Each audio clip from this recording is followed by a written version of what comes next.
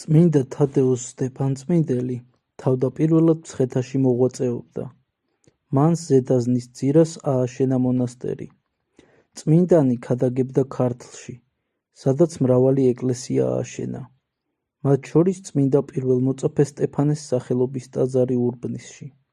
შემდეგ დაეყუდა წლევის მთის მღვიმეში, კასპთან. აღესრულა და დაკრძალულია იქვე. ხოლო წმინდა სტეფანე ხირსელი თანამოსაგრეებთან ერთად ქადაგებდა კახეთში. დაკრძალულია წმინდა სტეფანე პირველმოწამის სახელობის ტაძარში, სამკვეთლოსთან. წმინდა ზენონ იყალთოელი ქადაგებდა კახეთის მთიანეთში. შემდეგ იყალთოში დააარსა მონასტერი და იქ მოღვაწეობდა სიკვდილამდე.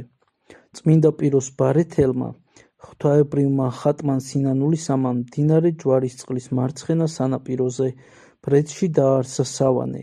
მისი წმინდა ნაწილები ამ მონასტერშია დაკრძალული. ხოლო წმინდა მიქაელ ულუმბოელი ქადაგებდა ზემო ქართლსა და ოსეთში.